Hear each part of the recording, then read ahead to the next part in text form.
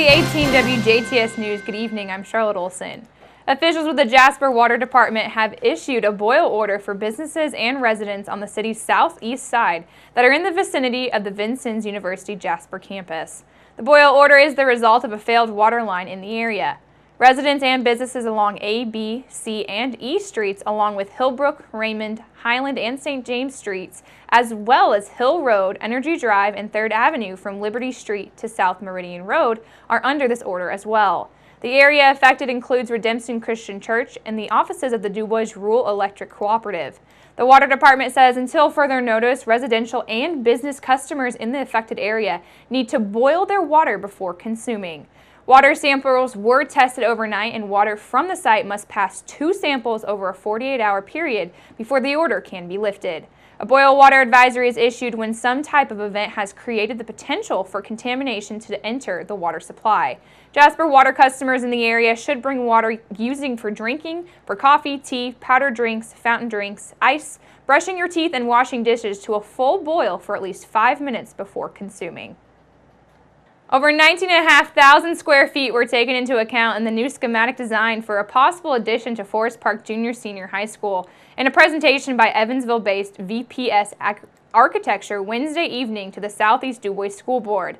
The 4 plans demonstrate a new proposed addition that the current Forest Park High School facility from STEM classes that seek a more proficient workspace, especially with hands-on subjects including agriculture, woodwork, and welding, among many others. Amy Leslie, interior designer and business developer for VPS Architecture, was present on behalf of Vice President George Link, who has been working with Forest Park staff regarding this potential project. She stated that there is consistent communication with the staff regarding details of storage and equipment needs. Leslie explains the next steps in the project and its purpose. Overall project costs, we anticipate a $4.5 million project. The purpose for the project is to modernize their existing technology lab and science labs to bring their facilities more up to date, not only for material performance, but also for including new equipment to help student involvement and more student involvement and enrollment. Leslie also noted that one of the major concerns for the addition is in regard to the security of the students. Currently, students exit the main building to enter the workstation building. The next step in the design phase, and they hope to have the project construction documents completed by the end of the calendar year. Then out for bid after January 2017 before awarding a contract with the lowest bid construction company between March or April of 2017 before construction begins next summer. Southeast DuBois Superintendent Rick Allen says that the addition and also the renovations are overdue, and that while students and staff are careful to maintain use of the current space, the new space is much more needed for the security of the students. Allen describes the decisions taken by the school board regarding the potential project. And so we had all kinds of ideas, but what's nice is when you engage VPS Architecture out of Evansville, they just finished brand new Princeton Ivy Tech, which was awesome, and so they had all their ideas with them that they brought and shared with us to see if it's feasible. So tonight the board has given us official intent to continue, so we're going to be advertising that. Looking forward to now public input on that, which will be held November 2nd, our next regular school board meeting, so we'll advertise for that. Talks about the project have been going on for about 9 months, and the first 3 or 4 were just to see if the project was feasible before arriving at its current stage. Allen says that students participating in the program are aware of the proposed changes. Jasper-based TDI Brands announced Monday the launch of a line of gardening tools called Redneck Rosarian by DeWitt. With the help of gardener Chris Van Cleve and DeWitt Garden Tools, Van Cleve is known to gardeners across the U.S. as America's favorite rose gardener, and DeWitt Garden Tools has been producing hand-forged gardening tools for 115 years.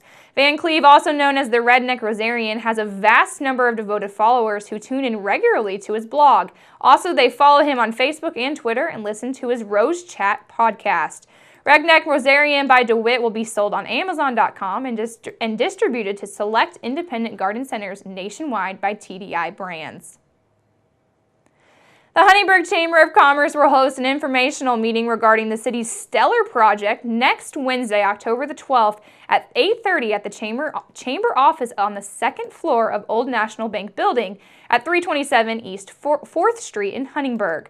Representatives from the City of Huntingburg will be available to answer any questions on completed, ongoing, and future stellar projects happening throughout the city. Stellar projects include the 4th Street Water Line, senior housing, 4th Street Heritage Trail, and also the Market Street Park.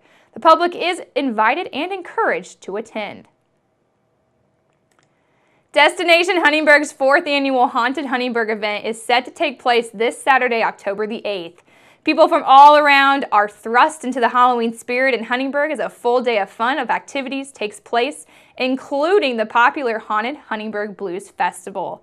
Festivities begin Saturday at 10:30 a.m. as zombies take over the city during the Zombie 5K Fun Run, which begins at the Huntingburg Old Town Hall on North Geiger Street, with the route continuing to Niehaus Park.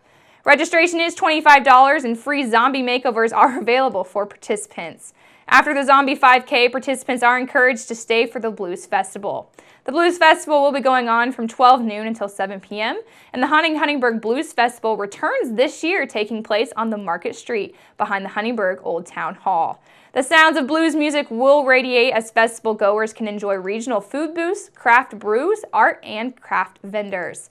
There will also be a scary cake bake contest and children's activities. After the festival, families are encouraged to make their way to Huntingburg's 4th Street, and registration forms for Haunted Huntingburg's events are available at Huntingburg City Hall, around the corner, Optimal Performance Chiropractic, and the DuBois County Visitor Center. For more information about Haunted Huntingburg, visit www.hauntedhuntingburg.com or go to their Facebook page, hauntedhuntingburg.com.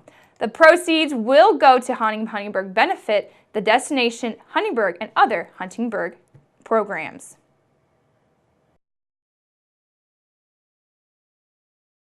Oftentimes, mental health is a subject that is shied away from in mainstream conversations. In our 4-part look into mental health, we will first be focusing on mental illness affecting adults and children, and also facilities that help to provide that in the state of Indiana.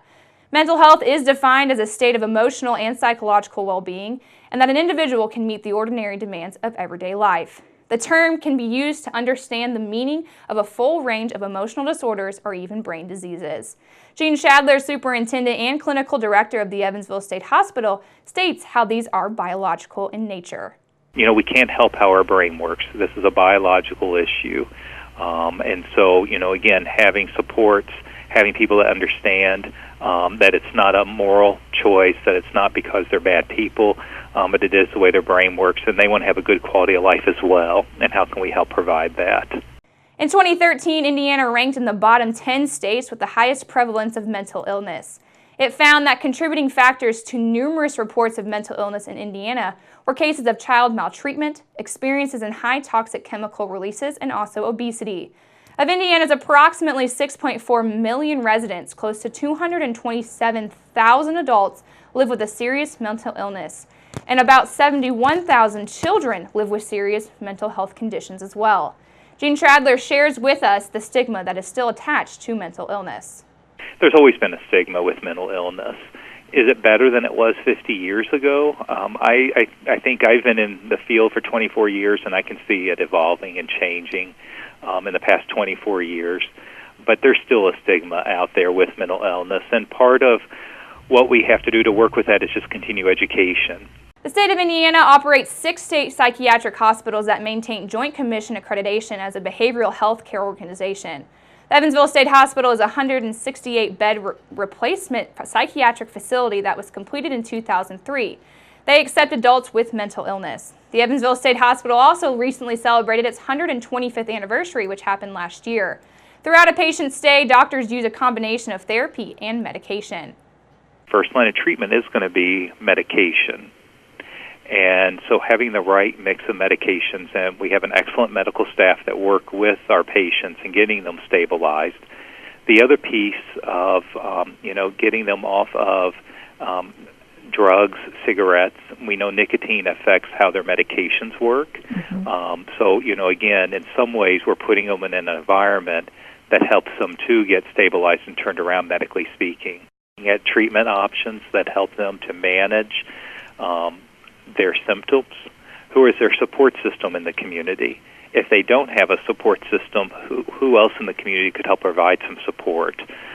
So we have, again, our psychology rehab department, continuum of care department, which is social work, and our transition care staff that are all working with, as well as our nursing staff. It's a team effort, and it takes everybody. Also part of a successful recovery is being equipped with education about the disorder. One way education is being utilized is through recovery. People in recovery from mental illness, they do a lot of education, a lot of talking. We work with the police department in understanding Evansville State Hospital and working with on the communication patterns that help de-escalate patients. As mentioned, Evansville also houses a children's facility, and the Evansville Psychiatric Children's Center, or EPCC, serves children ages 5 through 13 with serious emotional disturbances and also currently has 28 beds. The Indiana Department of Children's Services is working to provide caregivers with a singular place to access care for their children. This new program gets mental health treatment services to children and families who don't qualify for Medicaid and for those whose private insurance falls short. In the past, people who could not afford or access care for one reason or another were advised to give the state custody of their child. By giving up custody, the child was better able to receive care, but at the enormous cost of losing the important family structure and parental advocacy. Through the Children's Mental Health Initiative, there is now a local access site for each area in the state. These access sites are where a child can get needed care, and also parents can receive education on types of therapies, all without being bounced around to different agencies.